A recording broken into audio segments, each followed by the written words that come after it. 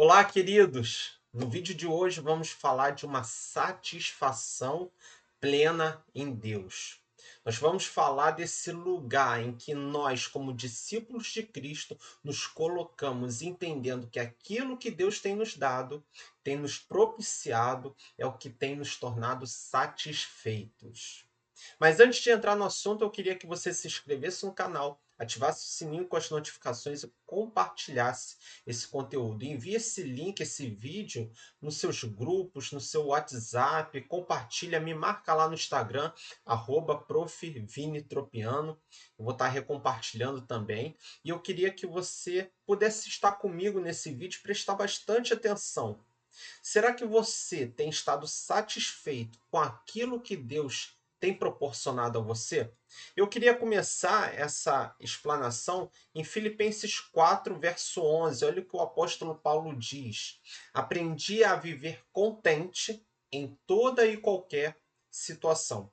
Esse termo aqui, contente, ele quer dizer no grego a mesma coisa que satisfeito. O apóstolo Paulo, então, ele fala que aprendeu a estar satisfeito em toda e qualquer situação. Olha que ele passa por naufrágio, açoite, picada de cobra, uma série de situações que fariam, humanamente falando, não o deixariam tão satisfeito assim. Mas ele fala que ele aprendeu a viver contente.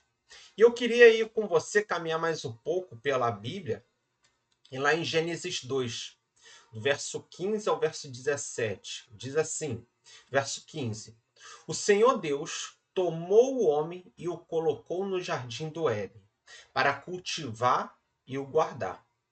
E o Senhor Deus ordenou ao homem: de toda árvore do jardim você pode comer livremente. Verso 17. Mas da árvore do conhecimento do bem e do mal você não deve comer, porque no dia em que dela comer, você certamente morrerá. Gente, então a gente tem aqui uma ordem de Deus. Mas a gente precisa primeiro entender o que é pecado. O que é pecar? É não obedecer uma ordem de Deus. Pecar, então, é não obedecer uma ordem de Deus. Quando Deus dá uma ordem e você não obedece, isso é pecado. E qual é a consequência do pecado? A morte. Então, se você desobedece uma ordem de Deus, você morre.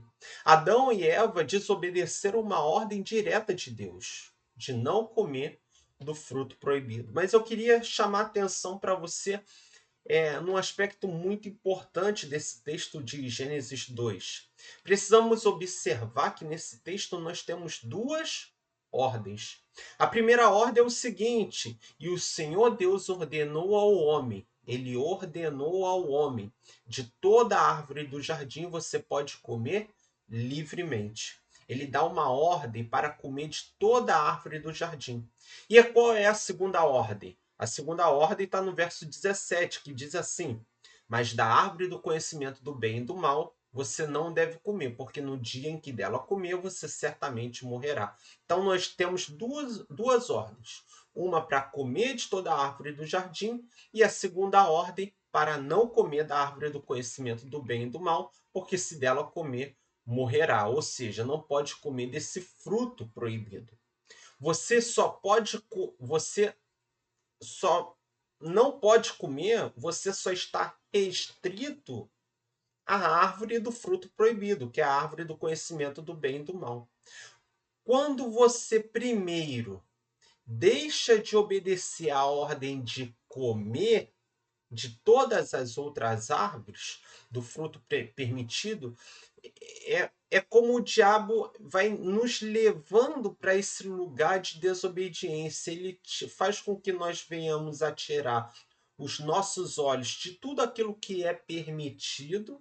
No caso, Adão e Eva tiraram os olhos de todas as outras árvores e focaram unicamente naquela árvore que eles não poderiam comer. A Eva vai e come do fruto, depois ela dá para Adão, porque antes mostra que eles não estavam satisfeitos com todos os outros frutos. dá para evidenciar pelo texto, em Gênesis 3, que eles comeram porque eles estavam com fome. O ato de comer pressupõe uma fome. Eles tinham fome daquilo que era permitido, do fruto permitido. E por isso eles passam a desejar o fruto que não é permitido. Porque se eles estivessem satisfeitos com aquilo que é permitido, eles não olhariam para aquilo que não é permitido. E esse é o caminho para o pecado e, consequentemente, a morte. E tudo que começa quando você não está satisfeito, quando você não está contente com aquilo que Deus já liberou para você. Deus liberou para eles todo o jardim, menos uma árvore. E por eles não estarem satisfeitos, contentes, por eles não estarem suficientemente satisfeitos em comer de todas as árvores, por eles estarem pressupondo com fome, eles olham para justamente a serpente faz eles olharem justamente para cobiçar a única árvore que eles não deveriam comer, a árvore do conhecimento do bem e do mal. Quando você vai numa boa nutricionista, por exemplo, e eu falo uma boa mesmo, ela não vai te dar uma lista daquilo que você não pode comer. Ela vai te dar uma lista, uma receita daquilo que você deve comer. E quando você deixa de comer aquilo que é permitido pela nutricionista, porque você está com fome, você passa a comer besteira. E aí o seu corpo sente as consequências. Porque nós acabamos focando naquilo que nós não podemos para satisfazer um desejo momentâneo, de satisfazer aquela vontade, aquela fome. Por isso, nosso foco é olhar para aquilo que Deus tem nos dado. O foco da nutricionista, por exemplo, é que nós venhamos a comer aquilo que ela permitiu, comidas saudáveis. Mas quando nós deixamos de consumir aquilo que é saudável, nós passamos a olhar para aquilo que não é saudável e cobiçar aquilo. Esse é o nosso problema. Nós queremos vencer o pecado focando no pecado. Se nós estivermos cheios, satisfeitos do pão vivo que desceu do céu, estando satisfeitos em Deus, não haverá espaço para o pecado. Discípulos de Jesus são satisfeitos, são contentes. O apóstolo Paulo, ele diz que aprendeu a estar contente, satisfeito em toda e qualquer situação. E existe justamente um pecado que nos leva para esse lugar de não estar contente, de não estar satisfeito, de olhar para aquilo que. Deixar de olhar, melhor falando, para aquilo que Deus tem nos dado. Em Êxodo 20, verso 17, nós temos ali o 10º mandamento, que é não cobiçar. E, gente, qual é o contrário de contentamento? Qual é o contrário de satisfação? É justamente a cobiça. Se o discipulado do céu, o discipulado de Deus é aprender a estar contente, o discipulado do inferno é aprender a estar insatisfeito com aquilo que Deus tem te dado. Aprender a estar insatisfeito que vai gerar uma cobiça com aquilo que eu não tenho. Sabe por quê? Porque o diabo, o inferno, a serpente, ele quer fazer com que nós venhamos a estar insatisfeitos com aquilo que Deus já tem nos dado, com aquilo que Deus já tem nos suprido. Logo, eu vou ficar sempre querendo, cobiçando, desejando aquilo que Deus não tem me dado. Eu queria que você pudesse entender profundamente isso. O diabo, o inferno, a serpente tem tentado nos fazer olhar. E pelo olhar vem a cobiça de desejar aquilo que nós não temos e deixar de olhar para aquilo que Deus já tem nos dado. E sabe qual é uma das definições de cobiça? é cobiçar, é desejar aquilo que Deus não me deu. Cobiçar, então, é desejar o que Deus não me deu. Desejar o que Deus não tem nos dado, aquilo que Deus não tem nos proporcionado, seja porque não é para nós, ou seja porque não está no tempo devido. E aí, consequentemente, quando eu desejo o que Deus não me deu, eu estou caindo no pecado da cobiça. Eu passo justamente a desprezar tudo aquilo que ele já tem me dado. Um grande exemplo, e está lá em Êxodo 20, verso 17, para não cobiçar a mulher do próximo. Então, se eu cobiço a mulher do próximo, consequentemente, eu estou desprezando a mulher que Deus me deu. Quando eu cobiço o marido da próxima, no caso das mulheres, consequentemente, essa mulher está desprezando o marido que Deus deu a ela. Outro exemplo que o próprio texto de Êxodo 20, verso 17 traz é não cobiçar os bens, a casa do próximo. Então, se eu cobiço, se eu desejo a casa do próximo, os bens dele, consequentemente eu tenho desprezado a casa que Deus tem me dado. Então, olha o que Satanás ele quer fazer com a gente. Satanás ele quer justamente fazer com que nós venhamos a ficar descontentes com aquilo que Deus tem nos dado, para que nós venhamos a focar naquilo que Deus não tem nos dado. Eu vou repetir para você. Satanás quer que você fique descontente com aquilo que Deus já te deu e que você foque, tenha sua atenção naquilo que Deus não te deu. Isso é tão forte, gente, que em Gênesis 1, verso 1 diz assim: mas a serpente, a mais astuta que todos os animais selvagens que o Senhor Deus tinha feito, disse à mulher. É verdade que Deus disse. Olha como é que a serpente vai deturpar a ordem de Deus. É verdade que Deus disse: não coma de nenhum fruto das árvores do jardim? Gente, olha o que a serpente ela deturpou a ordem de Deus. Olha a pergunta: é verdade que Deus disse?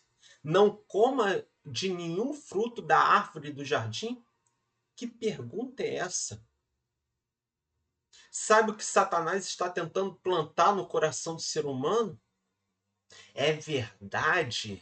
Ele está transformando uma mentira com a de verdade. É verdade que Deus é um grande estraga-prazeres? É verdade que com Deus você não pode fazer nada? É verdade que Deus fez você com fome e você não pode comer de nenhuma das 1000 árvores do jardim? Ele não disse para comer nada? Satanás tem tentado deturpar aquilo que Deus tem falado.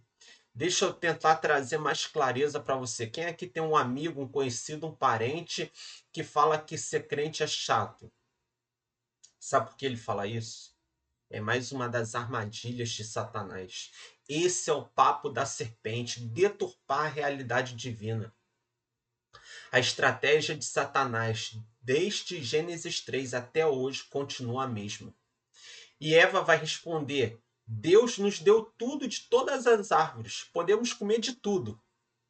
E a serpente pega a cabeça de Eva e de Adão e vira para a árvore do conhecimento do bem e do mal. Claro que eu estou usando de uma licença poética, mas faz eles perceberem somente aquilo que eles não podem consumir. É aquela ali, aquela árvore do conhecimento do bem e do mal que ele não te deu. Satanás quer que eu e você venhamos a ter olhos fixos naquilo que Deus não nos deu, a ponto de você ficar já desanimado com tudo aquilo que Deus tem te abençoado.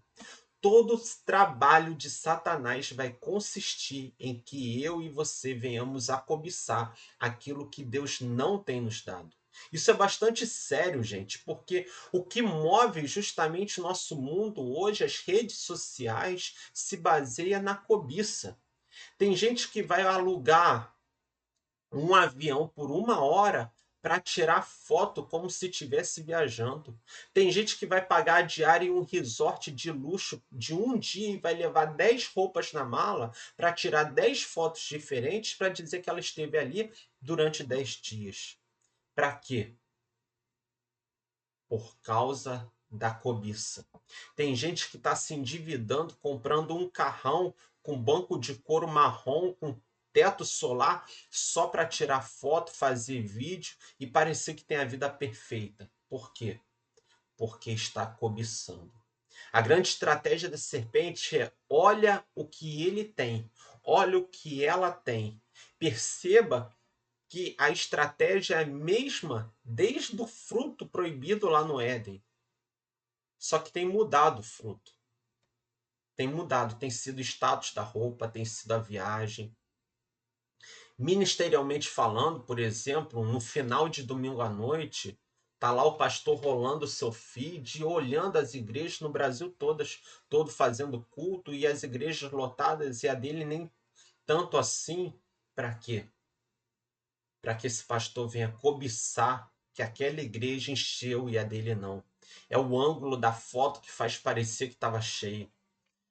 Cobiça, cobiça.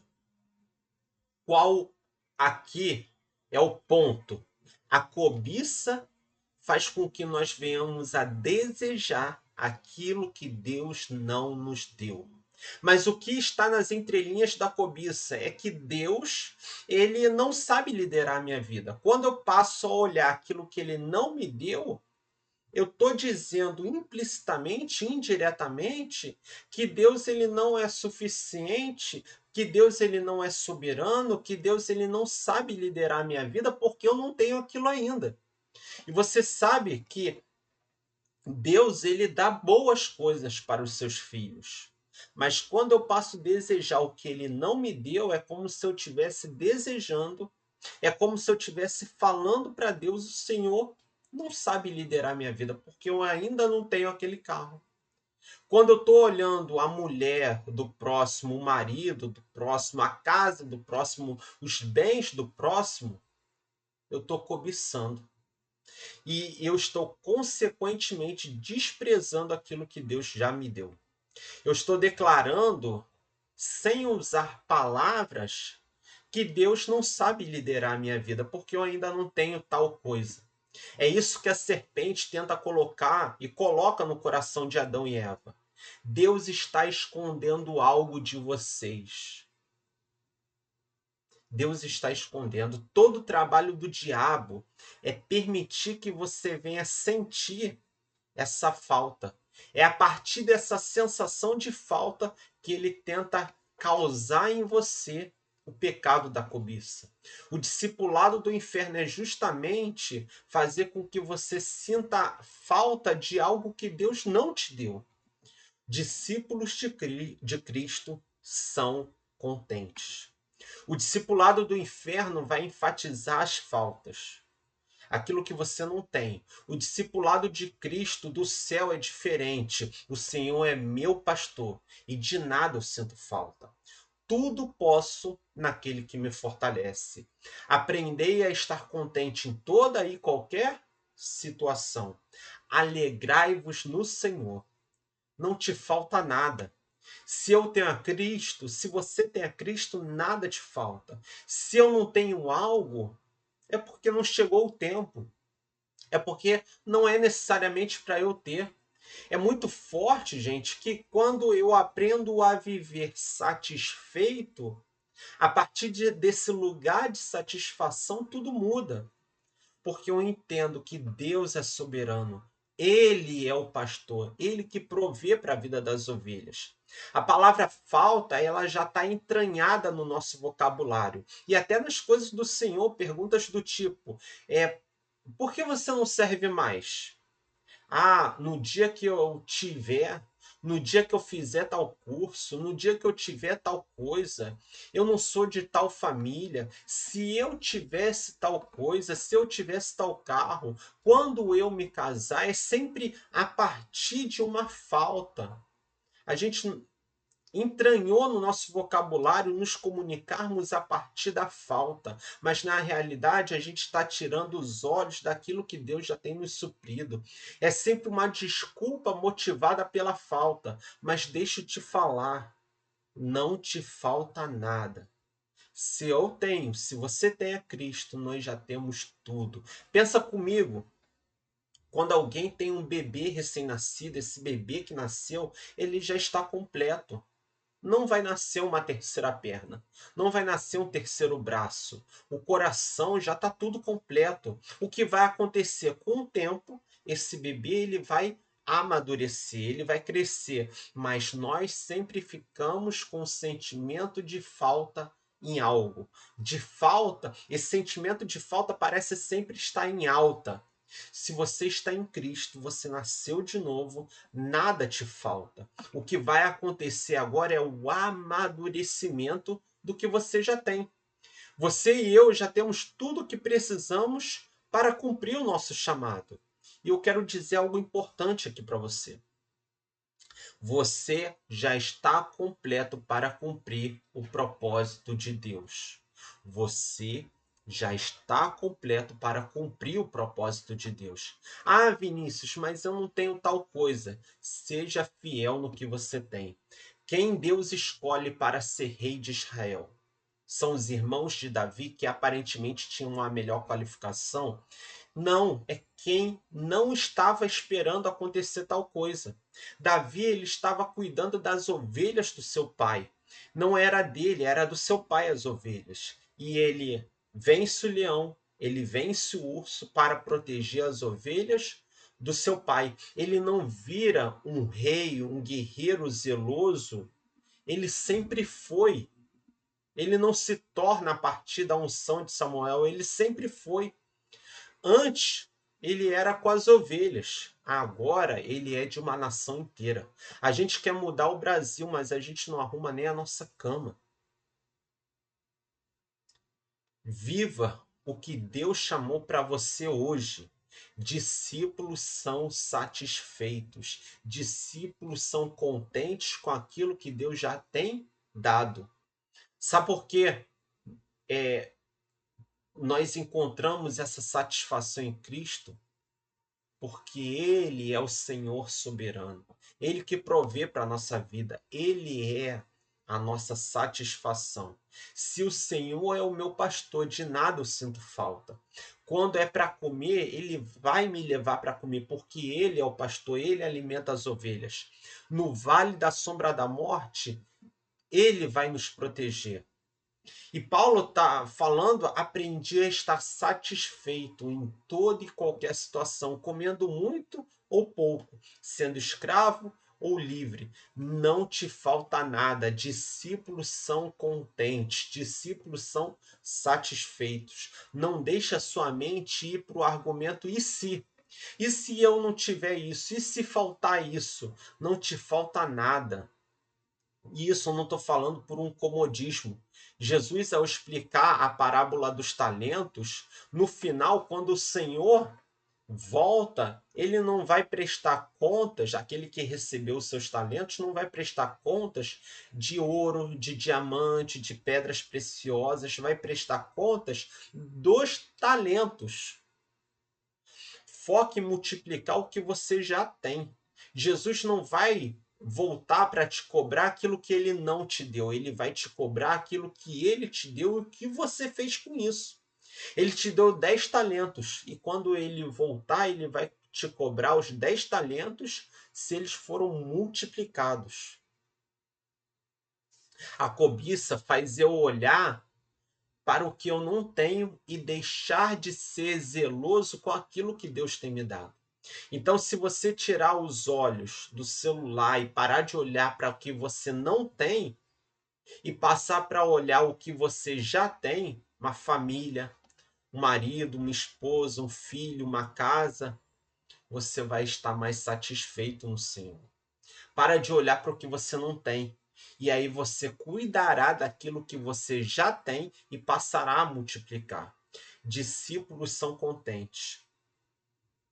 Senhor, obrigado pelo um talento, obrigado pelos 10 talentos. A gente olha para a parábola dos talentos e acha que aquele que recebeu 10 talentos, ele é mais abençoado, é mais feliz do que o que recebeu um. Mas na realidade, o que recebeu 10 talentos, agora ele tem que multiplicar os 10. O que recebe somente um talento, ele tem que multiplicar um. Então, quando eu passo a olhar para aquilo que Deus tem me dado, sem olhar para os bens, sem cobiçar o que o outro tem, eu passo a estar satisfeito com o meu pastor. E no final, nós seremos aqueles que vão ouvir: servo bom e fiel, entra para o gozo, para a alegria do seu Senhor. Queridos, chegamos ao final desse vídeo. Eu espero que essa mensagem tenha impactado a sua vida. Eu espero que você tenha sido grandemente abençoado. Eu queria fazer uma indicação aqui de leitura do meu livro Evangélicos, Trabalho e Economia. Esse livro, eu falo aqui da presença evangélica e as transformações econômicas no Brasil no século XXI. Você pode me chamar aqui nos comentários, pode me chamar no direct, e eu vou estar enviando, eu envio para o Brasil todo esse livro aqui. Se você está fora do Brasil, você pode me chamar também, a gente vai ver a melhor forma de estar enviando esse livro. Tem também disponível lá no Mercado Livre, tá bom? É uma obra que investiga de maneira crítica e interdisciplinar a relação entre fé evangélica, trabalho e economia no Brasil, as transformações econômicas por causa dos evangélicos do Brasil no século XXI.